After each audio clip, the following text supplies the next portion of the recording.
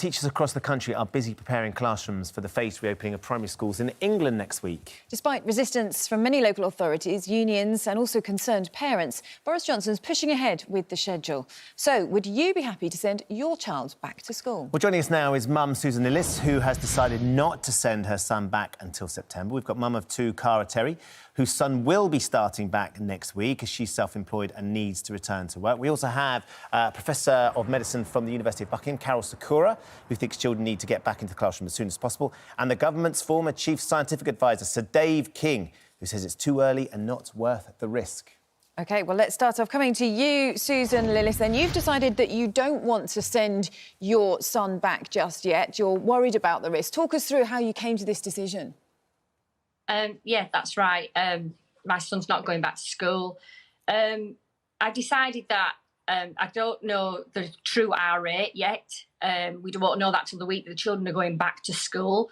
So I'm unsure of how we can say it's safe to send them back to school. One of my major concerns is the Kawasaki disease, which really isn't being talked about. I have friends who work in the NHS, and I know that that is out there and happening. And the children are going to go back to school for 5 weeks, and then they're off for the summer holidays. And my opinion is that if something should happen to Charlie, should he get sick, should he bring something home? My husband's had cancer previously. Our elderly parents live next door. I would never forgive myself for the sake of 5 weeks. And I understand that children need to go back to school. My son needs to go back to school. But his safety comes first, and unfortunately, I don't feel it's safe at this time. And I'm also concerned, you know, we've got teachers that are in schools. Some don't want to be there, and I take my hat off to those that are in school, teaching the children and being there for the children. But at this moment in time, I'm not convinced that it is the right time, and I think we need to wait at least another few weeks. But my son won't go back to school until September. OK. I mean, just to pick up the point there you made about Kawasaki disease, we will be speaking to our medical experts about that very shortly for any parents who are wondering about the details of that, are concerned about that, because we know that it is rare, but obviously a concern for you. Does that mean then, Susan, that you don't trust the government advice? You don't trust what the government is saying because they are telling us that there's a small risk for children going back to school, but they feel it's important that they do?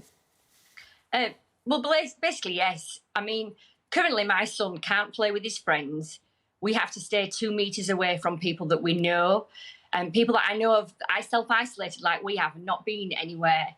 So I told my son he can go back to school next week, and his reply was, "Why, mummy, has the coronavirus gone?" My son knows that people are dying, have died, and children have become ill, and he's quite distressed that currently he'll say, "Well, mum, why can't I go play with Elliot then?" But yet next week he can go to school and in some shape or form mix with his friends, because they won't be able to keep these children 2 metres apart. It's impossible. It's confusing, isn't it? It's very confusing for little ones. Let's come to Cara. Cara, you're self-employed, so is it that you trust the government's advice, or are your children going back because you don't really have a choice and that you're self-employed, so it was going to massively benefit you and your work environment? I think it's a variety of factors, Ben. It's been around 9 weeks now since the children have been at school, and I've had the conversation with both of my school-age children, and they're both of the opinion that they would like to return. The school have been really proactive in sending out information, updates, letters, risk assessments, videos about how they intend to implement the government guidelines. The videos have been child appropriate, so my children have been able to watch them and see how school life will be different when they return in the coming weeks. They've seen that they're going to be in segregated smaller groups. There's going to be more emphasis on hand washing, distancing where possible, and that the staff may have to wear PPE for certain activities. And none of that has fazed them, and they're still keen to return. I have 100% confidence in the school to deliver their education safely. Obviously, I am self-employed, and I don't believe the self-employment grant is going to be extended any further. So there is a pressure for me to get back to work, and the government keep urging us to go back to work, which I can't obviously do until my children are back to school. So that is a factor. Are you nervous, though, that you're sending your children back and yet coronavirus is still out there and they could get ill if they go to school? No, I think other countries that have sent their children back haven't seen a second spike or any marked problems. As I said, the school have been absolutely brilliant in demonstrating to us through various mediums how they intend to implement the guidelines. Both my children are happy and keen to return too. I think it's important to say that there is no one correct answer for all families and all children. All families have their own personal circumstances and all children are individual. So I think us as parents just have to make the right judgment for our families and children. OK, well, let's speak to Professor Carol Sikora now. You hear there that Cara is happy to send her children back. Susan, though, has real concerns, not trusting the government advice. And also, can you pick up about this concern in particular about Kawasaki disease that parents have heard about and are worried about? Sure.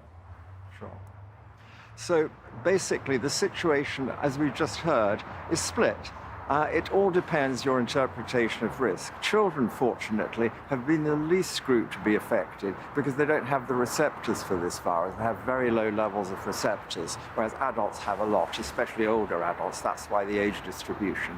Having said that, we don't know what's going to happen. And it's true, there have been some very few but significant cases of Kawasaki disease, which is discovered by a Japanese physician some years back, in which you get inflammatory change, probably triggered by a viral infection. And these children, not all have done very well. So it's clear it's important to watch.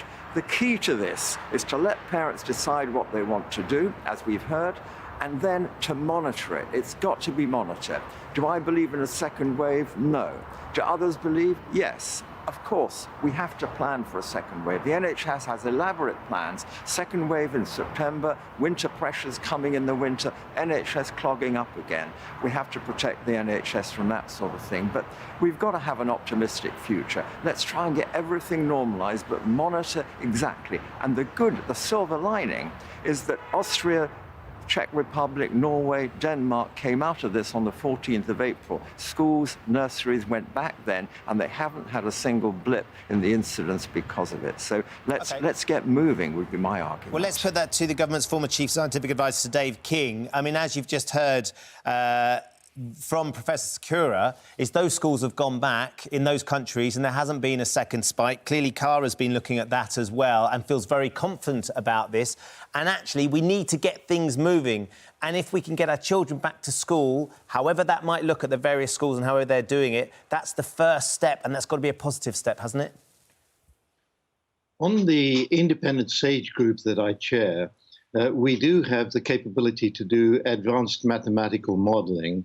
And what this demonstrates very, very clearly is that as we allow children to go back to school, reopen schools, if we did this on the 1st of June, because the infectivity in the country at large, but in local communities in particular, is still quite high, then we will see a spike. We will see further people being infected. In particular, what happens is that the children themselves don't suffer, but they can take the virus back home and they can take it to their teachers and other school workers. And so it gets spread into the local community, from the local community to them and out of that community. So is the difference then, sorry to interrupt, Sir Dave King, but is the difference then from the countries that Professor Sikora mentioned that actually their infection rates when they went back were lower than ours are at the moment? Because clearly they have sent their schools back and the right ages of schools to go back, and they haven't seen that spike. I don't doubt for a minute you have all been studying the various countries and their plans and taking that data as well. Right. No, this is the critical factor. For example, when we allow this school return to take place on June the 15th, we see half the rate of infectivity. If we allow it to take place on September the 1st, the rate of infectivity is close to zero. So let me just stress, what we all want to see is that this epidemic is eliminated as quickly as possible with the fewest number of fatalities. And the way to do this is to make sure that we have several things in place. The first is that we have the capability of testing, tracing, and isolating every single case of a new infection before we reopen schools. That's it must be a precondition. We don't believe at the moment that this is likely to happen by June the 1st. We want to see this test, trace and isolation policy up and working before we reopen the schools.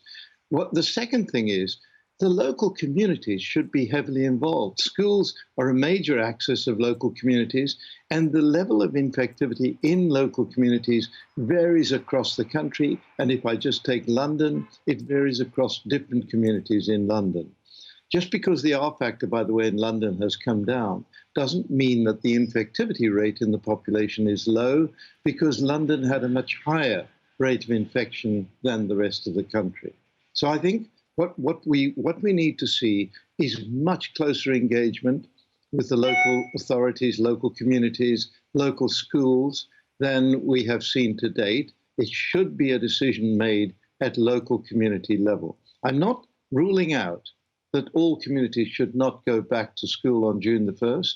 What we think is, for example, in the rural countryside, where infectivity may be very low, it is perfectly possible to go back to school now. OK, well, let's go back to our parents then and see whether you've changed your minds as a consequence of what you've been hearing from the experts. Susan, from what you've heard there, are you sticking by your decision not to send your son back? Yes, Charlie will return in September to school.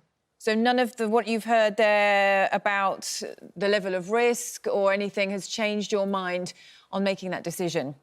No, I think as a parent, I feel that if something happened to any of my family because Charlie brought something home or Charlie got something, for the sake of going back to school for 5 weeks and then breaking up again for the school holidays, I, as a parent, would never forgive myself.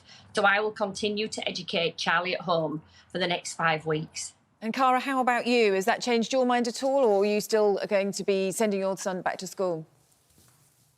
I'm still going to be sending my child back to school next week. If anything, the expert was saying then about coronavirus being area specific, and luckily we do live in a rural area where we thankfully have got away with it, low numbers. So if anything, it's just reinforced the fact that I'm quite confident to send my child back to school next week. OK, one last question then for Professor Sakura, if I may. I've had a tweet, Professor Sakura, from Judy, who says, how can I trust the government when it's safe to send my child back to school on June the 1st, but it's not safe to buy her new school shoes until the 15th of June? You know, there are lots of inconsistencies. Instead of what's on the front pages of the paper today, I'd like to see a timetable for everything, and we can move it depending on measurements, on testing and tracing and everything Sir David said. But we've got to have a timetable, and I don't see one. They had one in Belgium a month ago. They had one in Austria 6 weeks ago. We've got to get that. Let's get over what's happening here and assure parents everywhere that we have got a system in place and we have got a timetable to buy school shoes as well. OK, we're going to have to leave it there. Thank you very much to Susan Lillis. Thank you to Cara Terry for joining us, as well Professor Carol Sakura as ever, and the former Chief Scientific Advisor Sir Dave King. Thank you all for joining us this morning.